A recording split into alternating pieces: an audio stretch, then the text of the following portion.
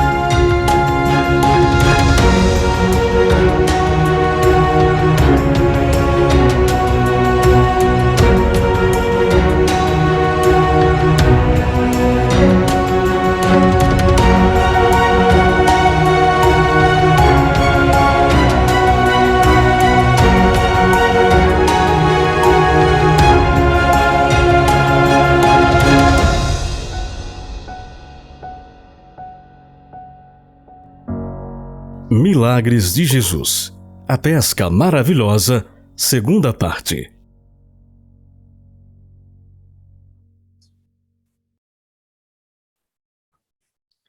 Boa noite, meus amigos, tudo bem? Sejam todos bem-vindos a mais uma Quinta com Péricles Ramos. Que bom que você está aqui. É bom ter a sua companhia para juntos estudarmos a palavra de Deus sobre um dos maravilhosos milagres que Jesus efetuou aqui na Terra. Para quem não sabe, aqui neste canal, e especificamente este programa, é um canal de estudos da palavra de Deus. E agora estamos no meio de uma série intitulada Milagres de Jesus.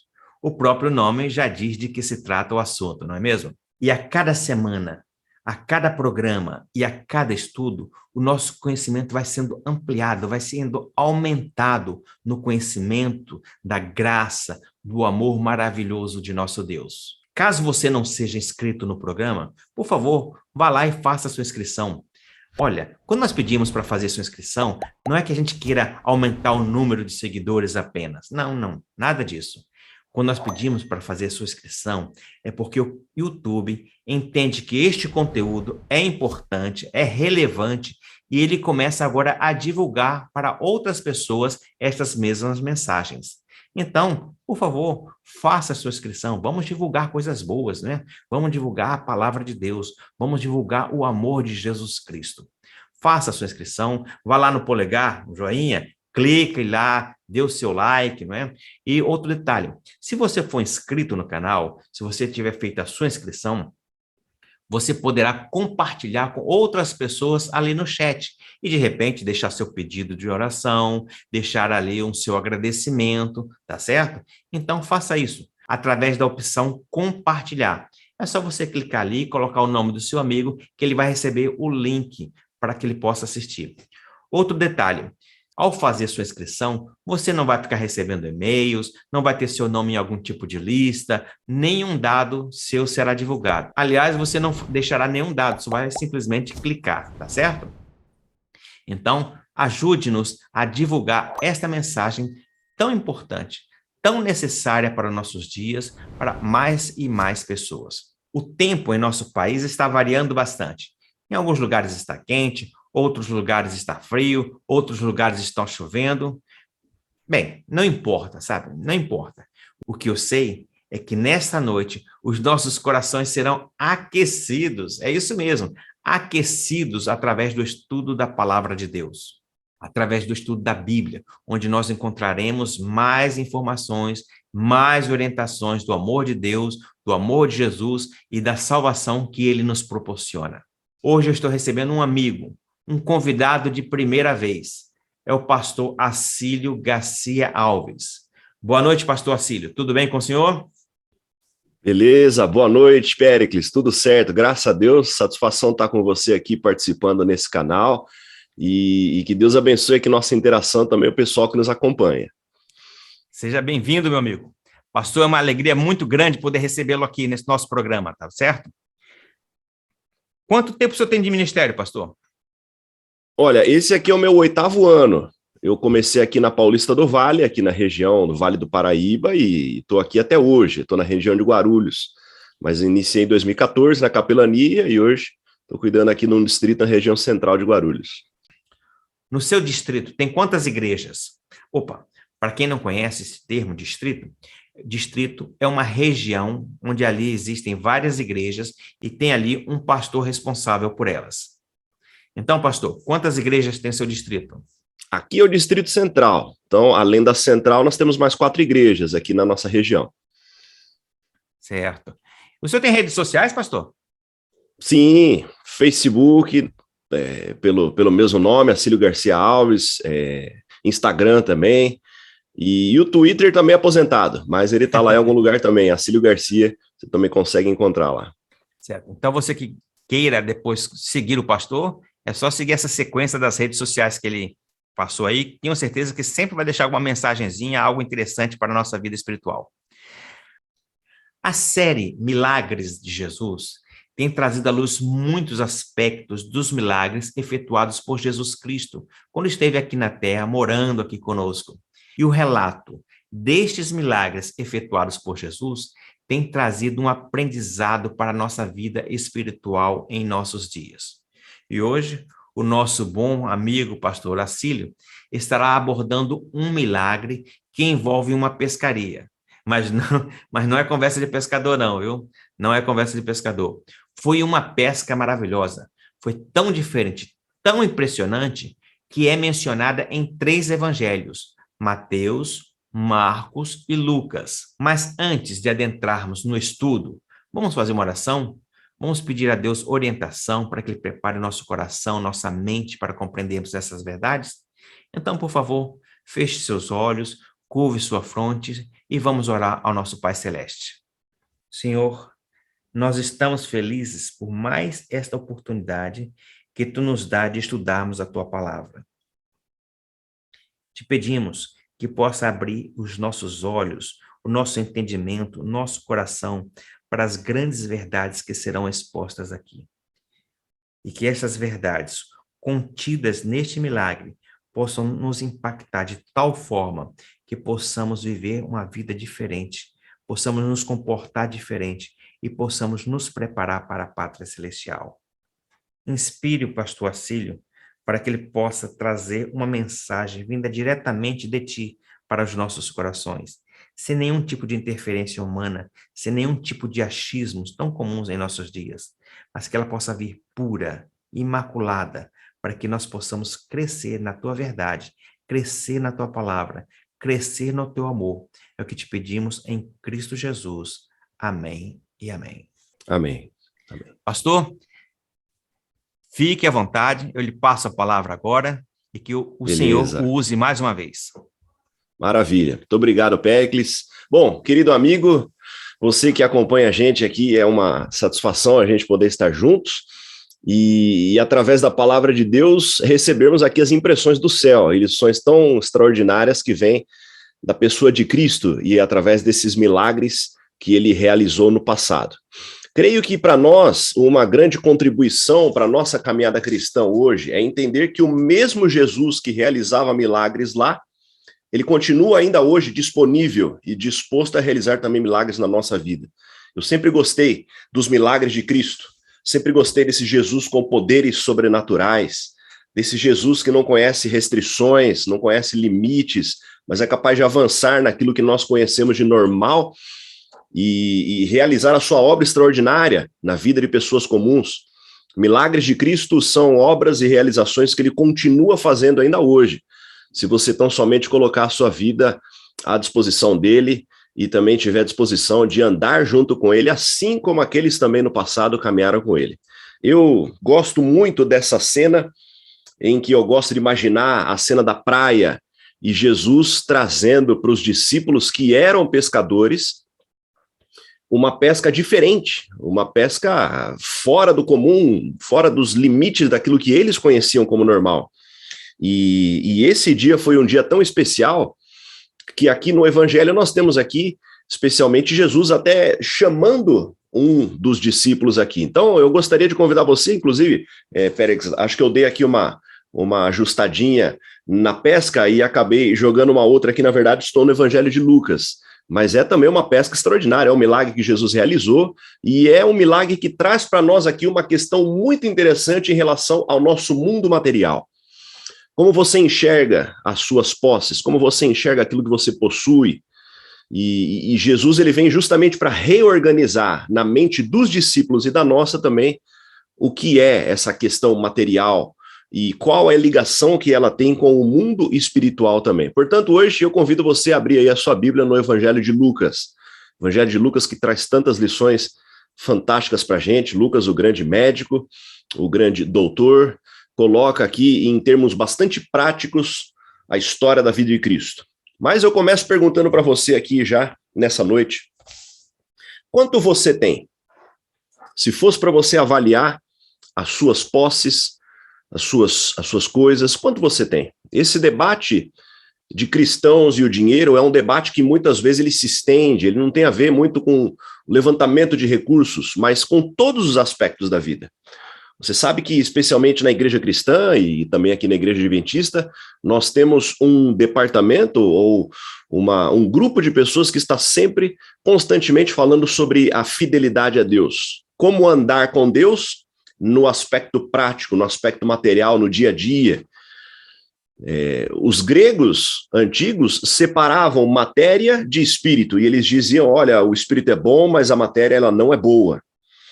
E de algumas formas essa ideia acabou chegando até nós. Tem muita gente que ainda acha que coisas materiais são por si mesmo ruins e o que é bom, na verdade, é a sua intenção, é a sua vontade, é o que Deus faz no seu coração. Só que essa é uma visão diferente da visão bíblica. No Antigo Testamento, os profetas diziam que o espírito pode ser bom e pode ser mal. As coisas podem ser bênçãos, podem ser também maldições. Em nenhum lugar fica mais clara essa lição aqui para Cristo do que aqui nesses ensinos de Jesus nos evangelhos. Jesus tinha mais a falar sobre dinheiro do que sobre a oração. Olha que interessante. Por que será?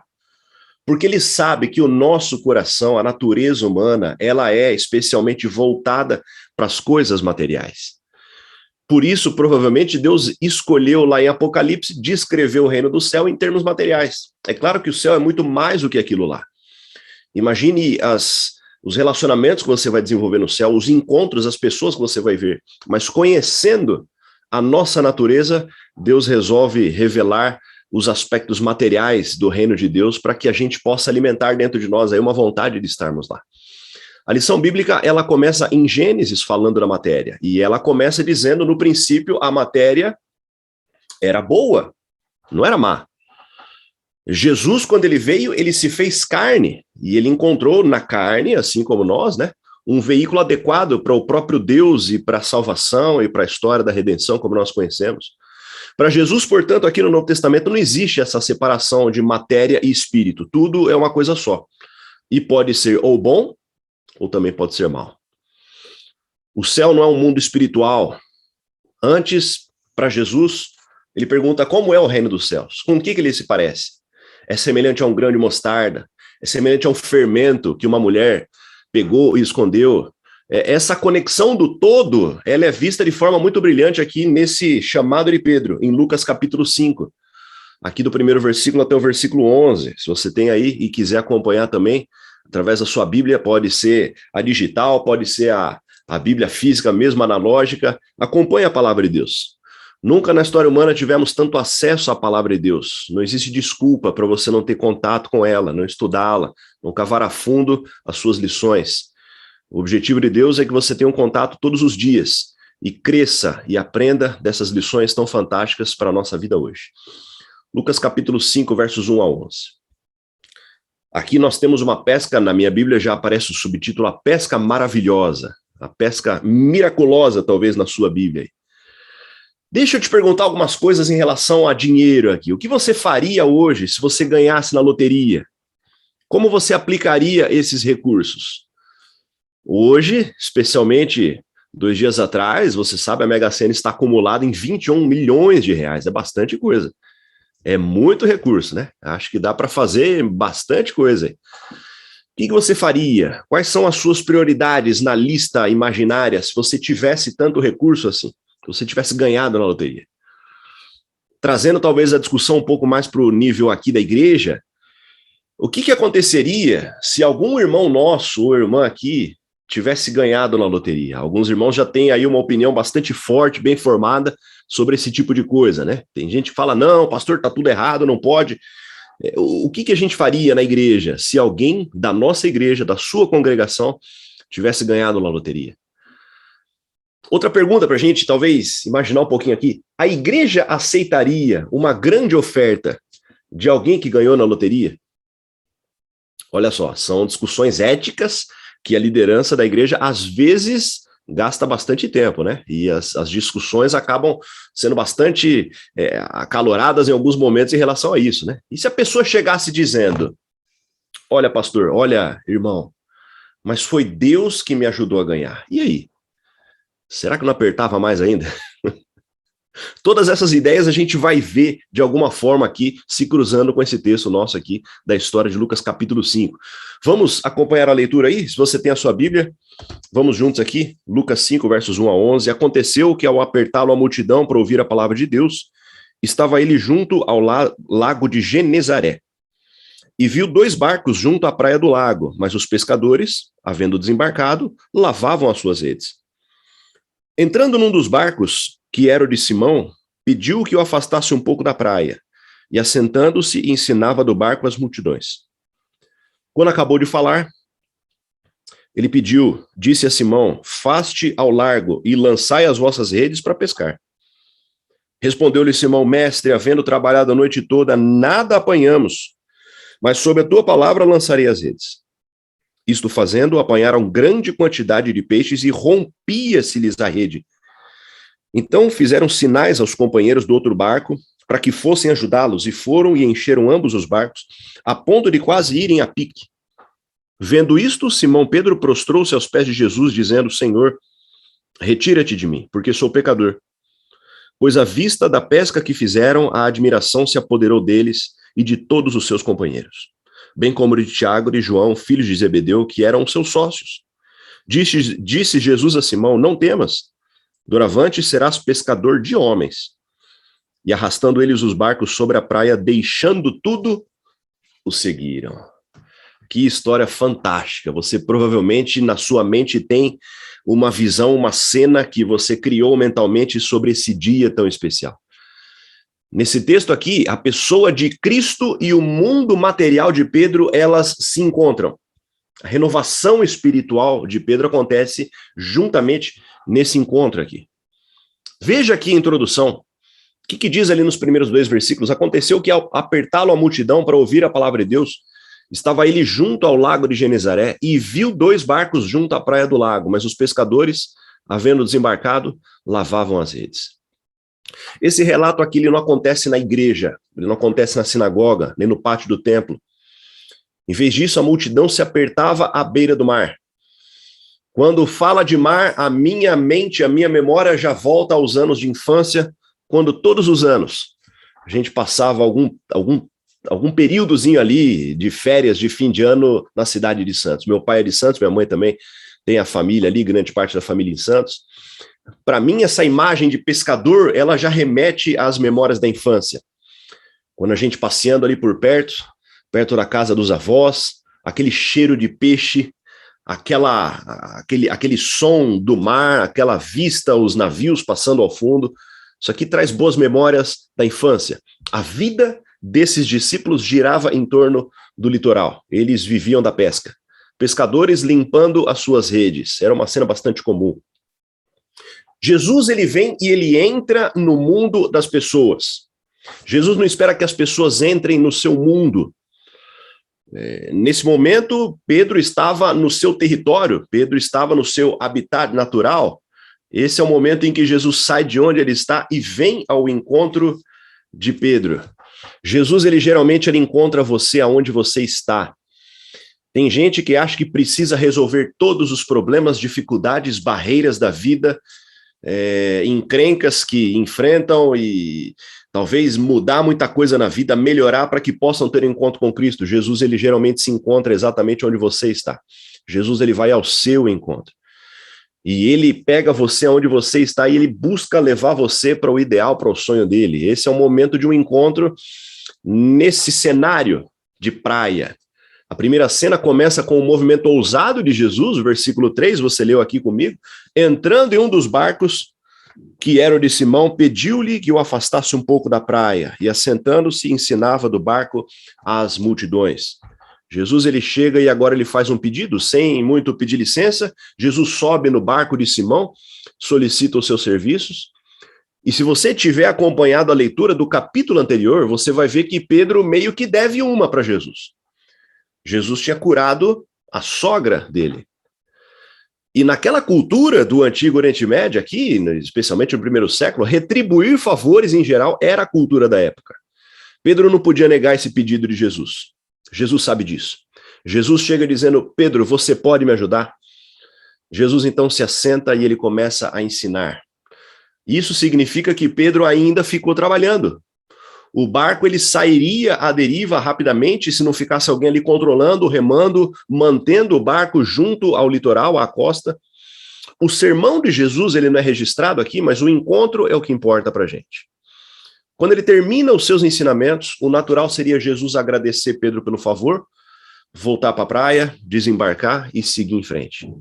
Mas o surpreendente é que esse carpinteiro ele resolve dar ordens ao pescador profissional sobre como e onde ele deveria pescar. Versículo 4, você viu isso aí? Quando acabou de falar, disse a Simão: vai mais para dentro do lago e lança a sua rede para pescar. Olha, essa aqui é uma sugestão bastante absurda. Pedro estava cansado, exausto. Ele e os seus colegas pescadores tinham passado a noite trabalhando e não tinham pegado nada. Eles trabalhavam à noite por uma simples razão.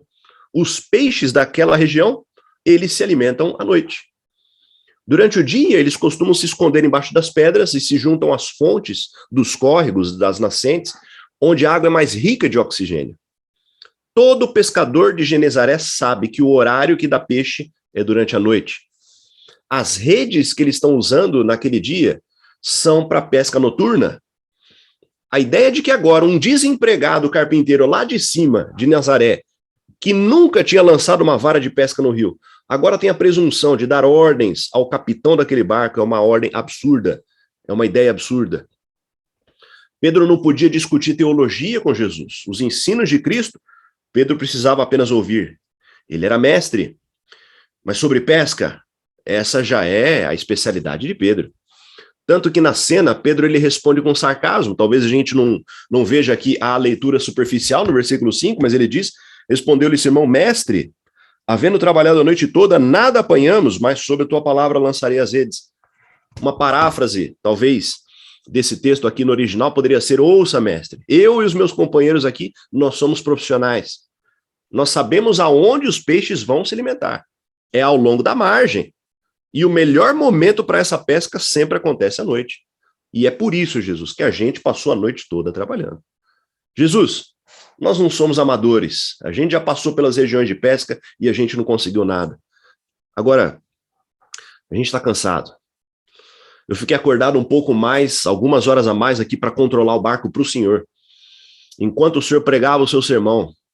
Olha, vocês, rabinos, acham que sabem de tudo, não é mesmo? Agora o senhor me manda para o mar aberto durante o dia? Tudo bem. Vamos lá. E vamos ver quem sabe o que sobre a pesca. Então Pedro obedece a Jesus. Pedro chama Jesus por um termo grego que pode ser também traduzido por patrão ou chefe. Sabe, no sarcasmo, quando chega alguém para dar ordens, você fala: tá bom, patrão, então vamos desse jeito aí. Cansado e descontente, Pedro parte. No verso 6 e 7, então, a história segue: isso fazendo, apanharam grande quantidade de peixes, rompendo-se-lhes as redes. Então fizeram sinais aos companheiros do outro barco para que fossem ajudá-los.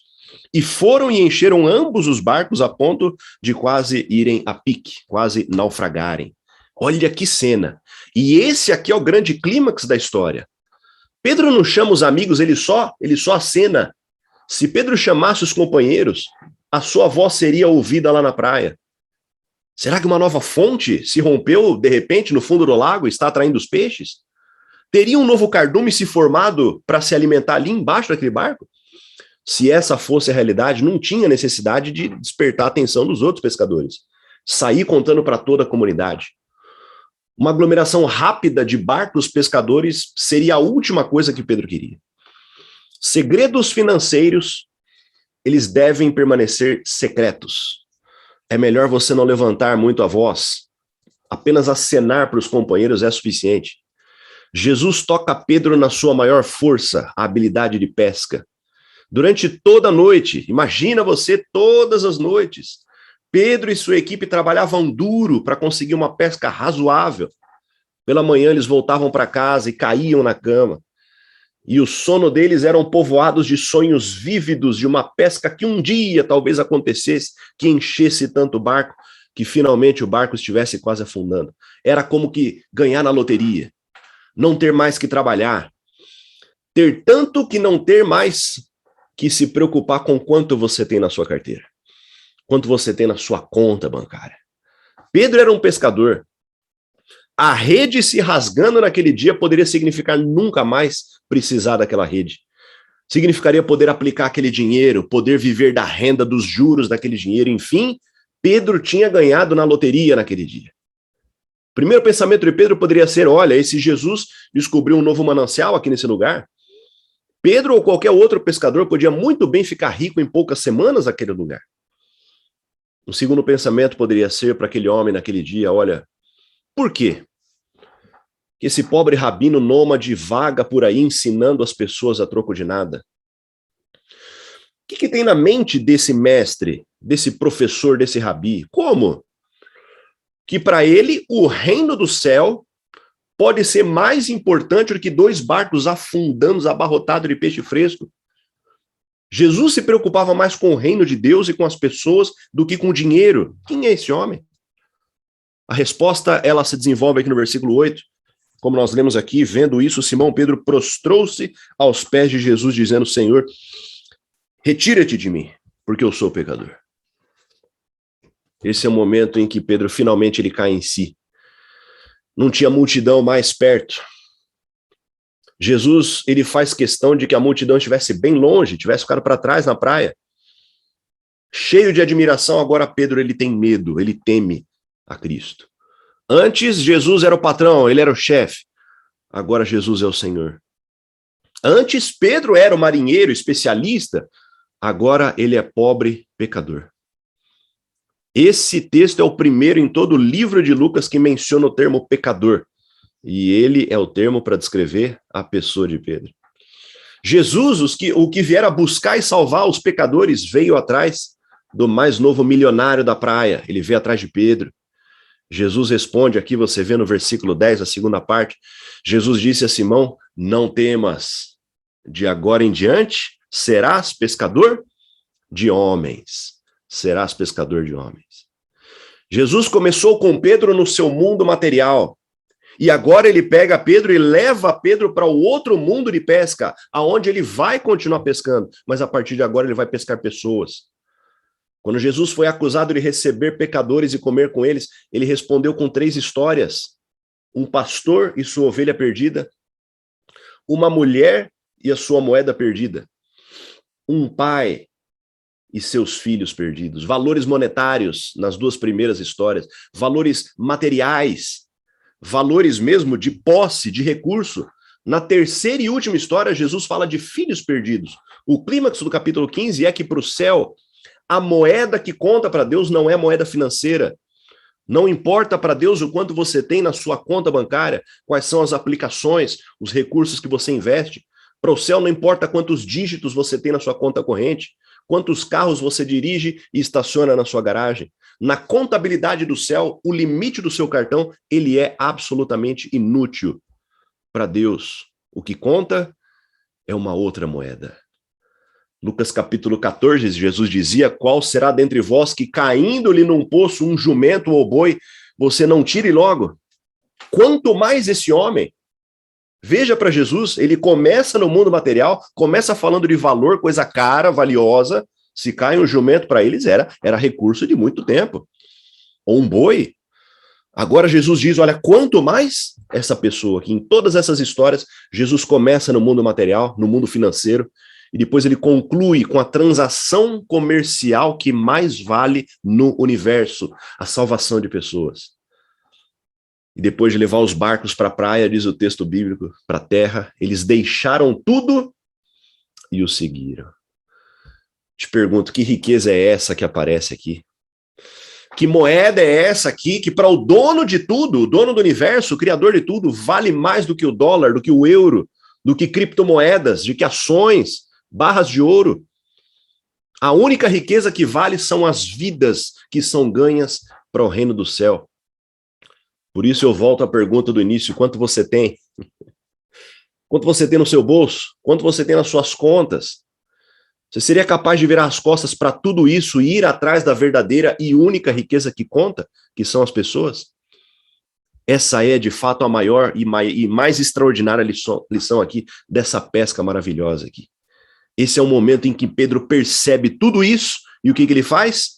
Estaciona o seu barco, deixa tudo na praia e segue em frente agora, para se tornar pescador, ganhador de almas, e esse que vai acumular tesouros para o reino do céu, que é a maior de todas as moedas, para o dono de todas as coisas. Querido amigo, querido irmão, irmã, talvez nessa noite aí você esteja pensando, olha, pastor, não tenho muita coisa, ou eu tenho tanto que eu nem sei tanto o que fazer com tudo isso.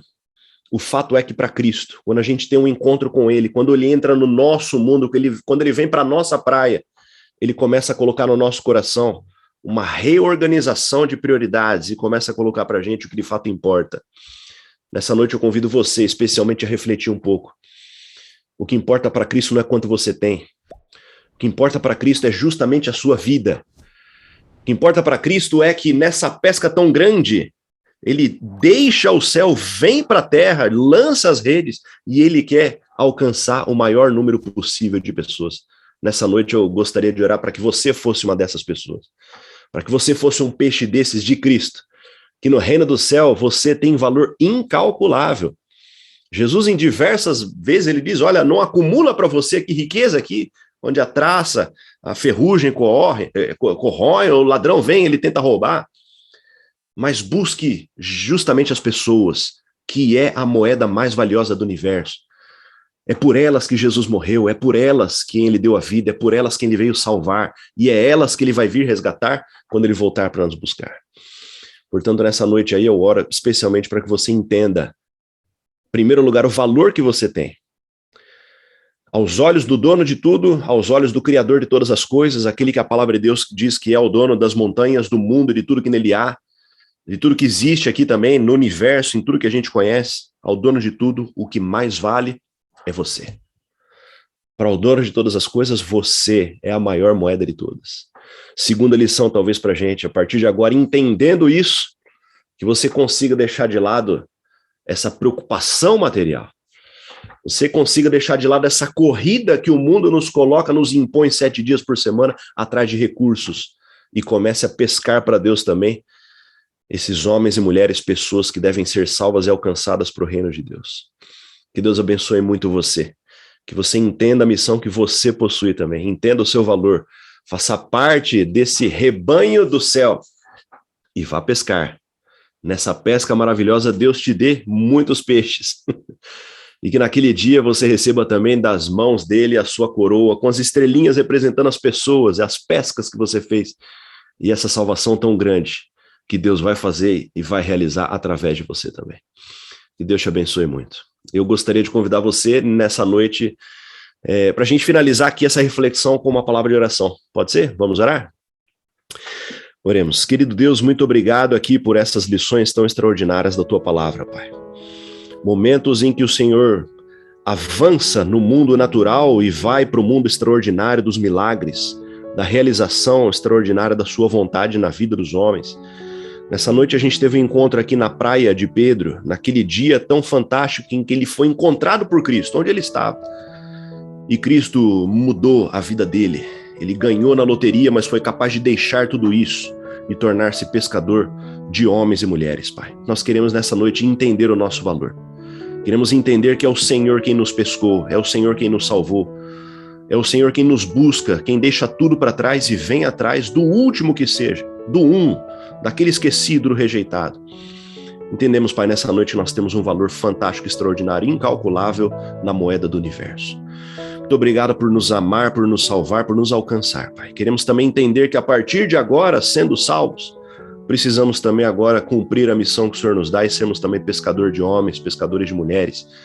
Buscar as pessoas que ainda não conhecem o reino do Senhor, Pai. Que através dessas histórias, desses milagres, desses vídeos também que fazem parte desse canal, a gente consiga lançar sementes da eternidade no coração das pessoas que nós tanto amamos.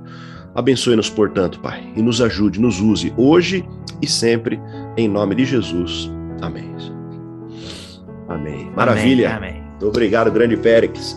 Obrigado pela oportunidade. Deus use também bastante o seu conteúdo aí, viu? Pastor, muito obrigado por essa mensagem. Muito obrigado pelas orientações práticas que o Senhor trouxe para nós nessa noite.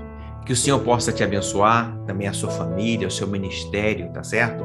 Muito obrigado por reservar esse tempinho para nós na sua agenda que é tão concorrida, tomar conta de tantas igrejas, eu sei que é difícil, e que o Senhor possa te recompensar por esta dedicação.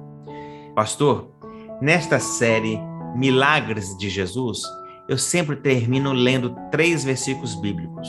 Os 3 se encontram no livro de São João. E hoje eu vou fazê-lo novamente. E eu sempre uso uma versão diferente. Hoje estarei usando a versão Nova Almeida atualizada. Os primeiros versículos são os versículos 30 e 31 do capítulo 20 de João, né? Que diz o seguinte: na verdade, Jesus fez diante dos seus discípulos muitos outros sinais que não estão escritos neste livro. Estes, porém, foram registrados para que vocês creiam que Jesus é o Cristo, o Filho de Deus, e para que, crendo, tenham vida em seu nome. O versículo seguinte se encontra no próximo capítulo, basta virar a folha, capítulo 21, verso 25, que diz: há, porém, muitas outras coisas que Jesus fez. Se todas elas fossem relatadas, uma por uma, penso que nem no mundo inteiro caberiam os livros que seriam escritos. E assim, nós terminamos o programa desta noite. Agradecidos a Deus por poder conhecer um pouquinho mais do seu amor. Extasiados diante do poder de Jesus Cristo. Felizes pela salvação que Jesus nos oferece. E contentes, pois estamos perto de voltarmos para o lar celestial. Uma boa noite a todos. Que o milagre que estudamos nesta noite possa impactar nossa vida de tal forma que possa acontecer um milagre de Jesus em nossa própria vida.